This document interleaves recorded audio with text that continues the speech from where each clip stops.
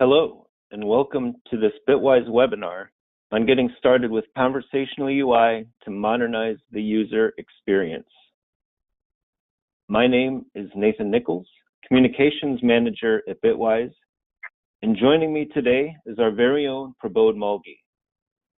As a technical architect here at Bitwise, Prabodh works with our Fortune 500 customers to deliver mission-critical application developments on public cloud stack. He has a wide range of experience in data, digital, and cloud, and played a leading role in the creation of our open source ETL development for big data called Hydrograph.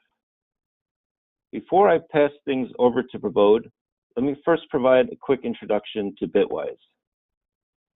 Bitwise, a data management consulting and services company, uses over 20 years of enterprise data management experience to help bridge gaps between traditional BI and cutting-edge technologies, including big data and cloud. We help enterprises modernize data and analytics by implementing new tools like artificial intelligence, machine learning, and conversational UI to make faster, smarter decisions. What truly sets Bitwise apart is our technology leadership in creating unique accelerators that reduce the time, complexity, and cost of large-scale data initiatives such as ETL conversion and cloud migration. If you have any questions on our session, feel free to contact us at any time at sales@bitwiseglobal.com. And with that, I'd like to pass things over to Prabodh. Prabodh? Thank you so much, Nathan. And good morning, good afternoon, good evening to everybody, based on where you are joining from. Thank you for joining in this session. We'll start off with talking a bit about conversational UI. So what is conversational UI? Conversational UI is a type of computer-human interface that is capable of understanding and processing natural human language. These applications are capable of understanding and processing conversations. And these conversations could either be text-based, so something like chats, or it could be voice-based, like the one that we are having right now. But what is so special about conversations, and what is it required to understand and process conversations? Understanding conversation requires understanding key conversation principles of turn-taking, context, and threaded conversations. So I'll quickly touch base on what these principles are. Whenever two people are having a conversation, we would typically see that one person would talk and then wait for the other to respond and vice versa. And the conversation goes on like this. This is the principle of turn-taking. The next principle is context. So let me give you an example. Let me say that the weather is nice. So with this statement, it has an implicit context that the weather is nice at the location that I am at, and the weather is nice at this moment, right now when I'm saying it. I do not have to explicitly spell this out. Also, I may go on and say that let's plan an outing. Now, in my second statement, even though I did not explicitly state it, it is related to my first statement. It is implicitly understood that I'm suggesting an outing because the weather is nice. Again, the context of my second statement is understood. Also, the second statement is related to the first one. So the second statement is an example of context as well as threaded conversations. In addition to understanding the conversation principles, the three principles that I just gave examples of, the conversational UI apps are machine learning enabled as well as artificial intelligence enabled. How ML and artificial intelligence play in these apps, I'll quickly touch base later in this presentation. These apps are most likely platform agnostic. They work well across web, that is traditional laptop or computer-based web pages, on smartphone apps, or screenless web interfaces like smart speakers, Google, Alexa, and the likes of those. So why to implement or why to adopt conversational UI? Whenever we are looking at adopting or implementing any new technologies, of all the various aspects, I would say that we should look at three topmost things. The first one is what value it provides to our customers or end users. What does the customer need? What are the customer requirements? And lastly, and it is also an important one, what are the market trends? So to understand how conversational UI provides value to end users, let us look at traditional computer interfaces. The traditional computer application interfaces are based on instructions and interactions. And this is in form of buttons, checkboxes, radio buttons, so on and so forth.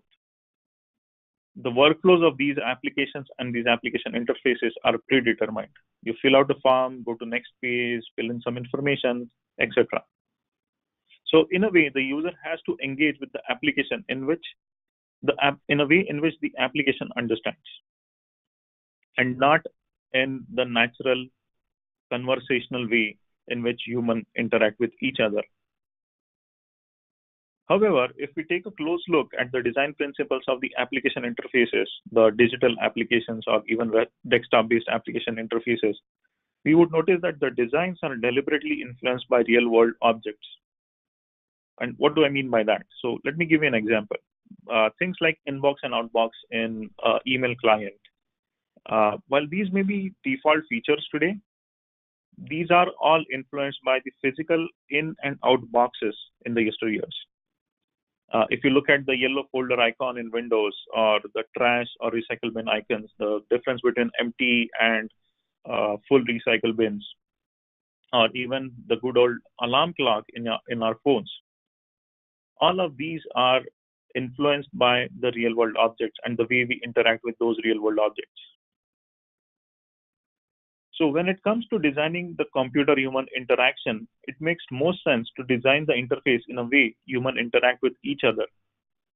That is speech-based conversations. This will provide most value to the customers. Also, talking about the market trends, I have a few charts up here. We can see that the messaging apps, the big four messaging apps, the likes of WhatsApp, Facebook Messenger, etc., they have surpassed the popular social networks in terms of usage. And if you see the chart on the right, we can also see that these messaging apps are becoming the preferred channel for customer service. So these are the market trends about the way the customers and users are using technology. But if we just look at the pure technology market trends, the conversational UI technology is a promising new technology with a projected market share of about 1.5 billion over next 5 years. If we look at the Gartner's hype cycle, conversational UI or chatbots are projected to hit the plateau of productivity within next year and a half. Implementing conversational UI apps which seamlessly integrate with the messaging apps will provide the most value to the end users and will also ensure that we are using the latest and greatest technologies. Another seamless integration platform for conversational UI apps is the smart speakers. Smart speakers or personal assistants are becoming an integral part of most households. I have the numbers for US households, but if you look at these numbers, we can see that there is exponential growth in the adoption of smart speakers. If we compare these numbers to the total number of households, which is around 130 million, we can say that almost every US household will have a smart speaker by 2020. Also, it is estimated that over next decade, the 30% of all the web browsing will be done without screens. That is, it will be done via technologies like personal assistants and smart speakers. Implementing conversational UI apps for appropriate use cases will ensure that we provide the most value to the customers, as well as we provide the service in the customer's preferred channel. This will also ensure, again, that we are keeping up in the market trends. So what happens behind the scenes? Before we jump into the demo, let us talk about the things, the way they happen in a conversational UI app. If a conversational UI app is voice or speech based, Then the speech is converted to text, and then using natural language processing, the text is processed and broken up into parts to understand the intent or the query that the user is trying to get answer for. This step is also associated by AI so that the applications understand similar meaning phrases. For example, if you ask a personal assistant the following two questions. So let's say you ask, how is the weather today? Or let's say you ask, what is the temperature outside? Now, these are two different statements, though they mean the same. But with artificial intelligence, the bots or the personal assistants are capable of understanding the meaning behind these sentences, and they respond in a similar manner to any of these sentences. And I believe most of us would have experienced this when we ask similar questions to our personal assistants like Siri or Google and so on. So diving one more level deep into the workflow of the conversational UI apps. How do the conversational UI apps actually work?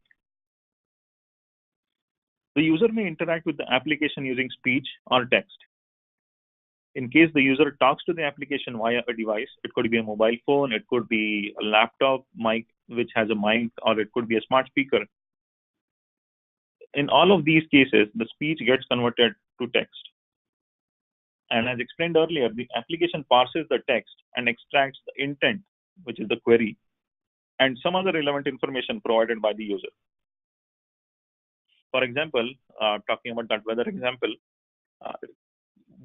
to give the right answer to the user, we would need to know the location and time at the very least. So this is the extra and relevant information that the application would need.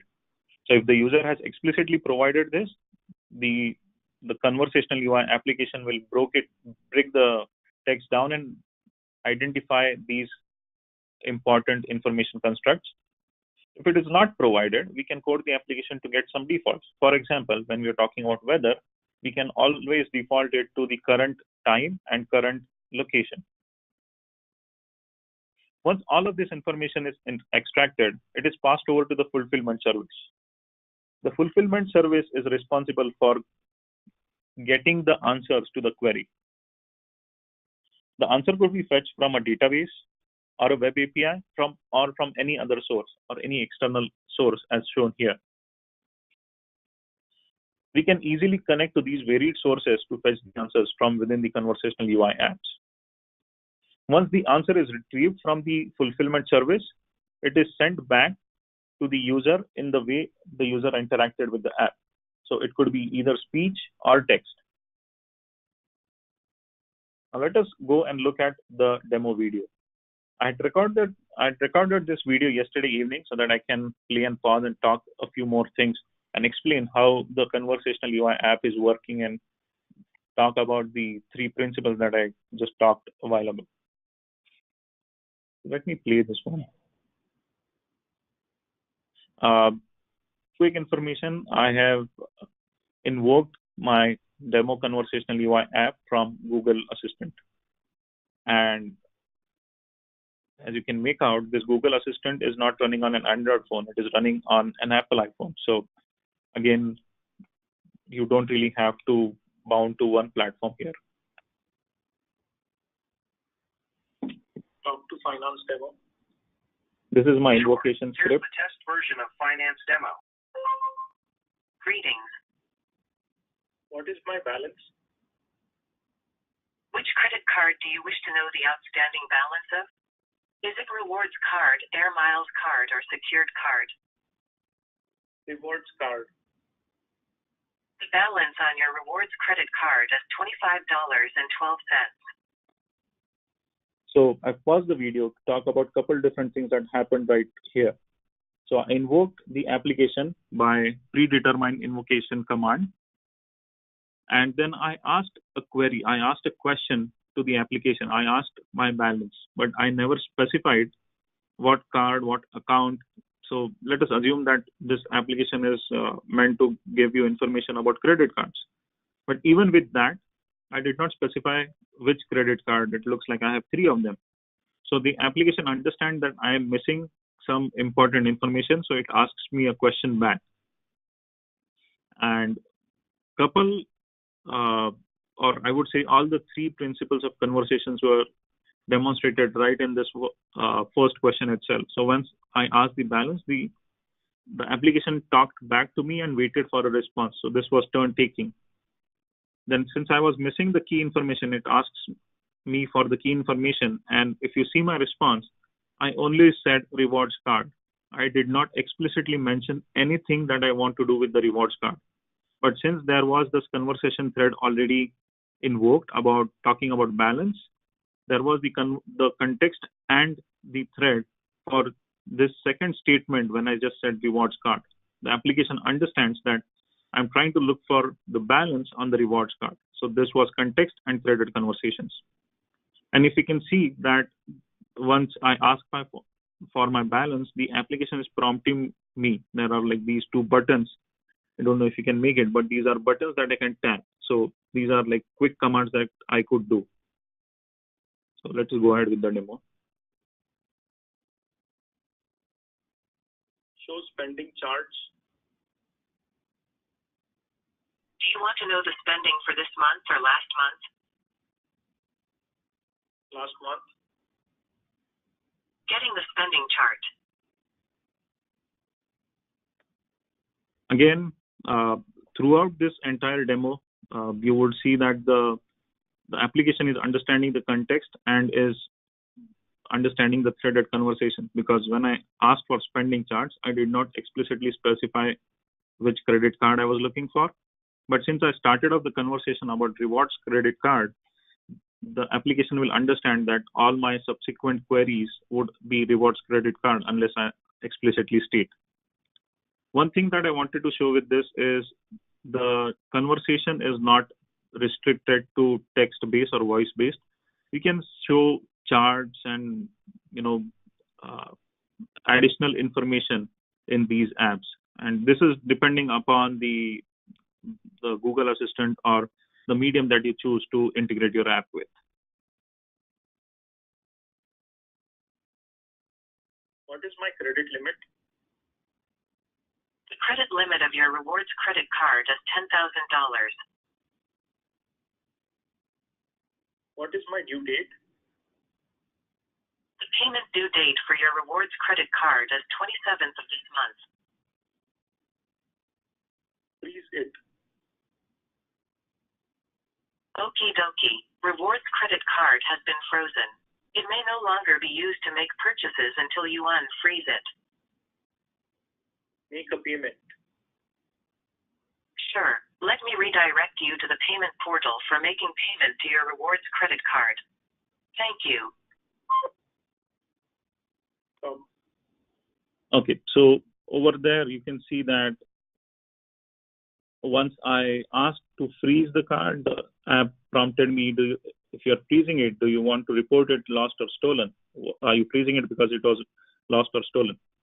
And then once I asked to make a payment, the application was not capable of handling the payment. So the logical next step would be to transfer the user to a place where the user could make a payment, and that's where the application ends. Now, these are why I showed this is because these are some of the considerations that we should have when we are implementing or designing a conversational UI app. So we have talked about the theory, we have seen a demo, we have seen how conversational UI app works. Now let us talk about some things to consider when we are developing or implementing a conversational UI app. So the first and important one is know your audience. You should always define the target audience for your app. And with that, you should define the requirements, keeping the target audience in mind. While this may seem pretty obvious and possibly trivial at times, it is very easy to get carried away with the new technology. After you know your audience, the most important thing is to define the requirements. So the features of the bot should be always defined, keeping the value it should provide to the end users and the audience. So one of the most important reasons why conversational UI apps do not do well as intended or possibly fail is because the developers and the organizations do not define relevant use cases. Developers and organizations often get excited about new technologies, and in the race to be the first ones to implement the new technology, we often see irrelevant and non-value based use cases getting implemented. And that is where your app does not fly, it fails. The third thing is to define a chatbot personality. Conversational UI apps aim to improve the interactions between human and computers. Building a detailed chatbot personality makes this conversation more lifelike and close to real human interaction, which is the goal of the conversational UI app. However, building chatbot personality does not mean telling jokes or responding with quirky one-liners. Building a personality helps create a deeper understanding of the bot's end goal, and this will help you in designing the requirements and features of the bot accordingly. Also, if you are creating a customer-facing app, crafting the bot personality that aligns with your brand value will provide an instant connect to your customers. Provide relevant information and quickly. One of the key reasons users prefer chatbots is to get the information quickly. Provide the accurate information in the app and be concise in the responses. Avoid unnecessary pleasantries. Define workflows and switcher points of the app. Even though the conversational UI apps are artificial intelligence and machine learning enabled, they'll have to be programmed appropriately. These apps will only be able to handle a finite or a limited number of use cases. It is very important to clearly define the conversation workflows and the switcher points with graceful handover to human agent if required. So in my example, we determined that in the payment workflow, we do not want the user to make the payment via the app. So we would have a termination point there and a switch over to another app or a human agent if whatever would be required next. Seamless integration with your tech platform. Integrate the conversational UI app within your existing platform as much as possible so that it provides a seamless experience to end users. Avoid getting into the new technology hype and avoid building apps for Alexa or Google Home unless it is explicitly required or if you're already working on these platforms. Security. It is obvious, but always keep security in mind as you deliver the apps in new and varied mediums. Most often, conversational UI apps will handle customer data, so security becomes a key aspect. Continuously monitor and train. Always monitor how the end users are using your app. What are the workflows that are not getting handled? If you observe and find out the workflows that are not getting handled, train your app or bot to handle those unhandled conversation workflows. With that, let's talk about some use cases where we can implement this. The most common use case that we always think of when implementing a chatbot or conversational UI app would always be support. And yes, customer service through chatbots is one of the key use case for conversational UI apps, but it is not restricted to only customer service.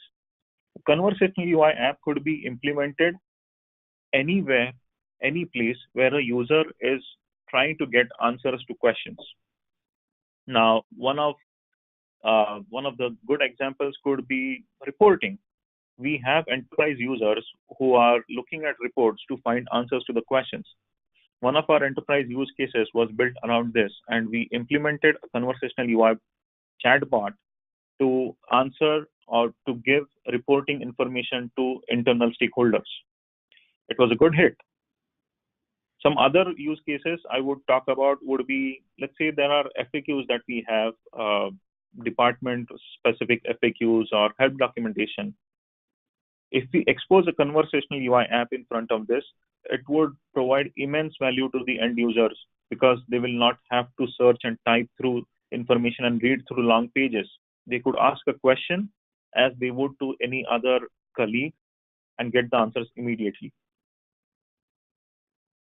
Though these are just some of the use cases that I could think of right now. The opportunities of implementing conversation UI apps are endless. With that, let me hand it over back to Nathan. Nathan, back to you. Great. Thanks, Prabodh. Well presented. We hope that you found this session provided a good understanding for getting started with your own conversational UI initiative. We encourage you to explore the tools and technologies on your own. But if you are looking to accelerate your voice-enabled use case, Bitwise can certainly help from initial strategy and design to implementation, testing, and support. And with that, I would like to thank you for taking time to join us today. Feel free to connect at sales@bitwiseglobal.com with any questions. And as always, you can stay up to date on the latest information at bitwiseglobal.com. Thank you and have a great day.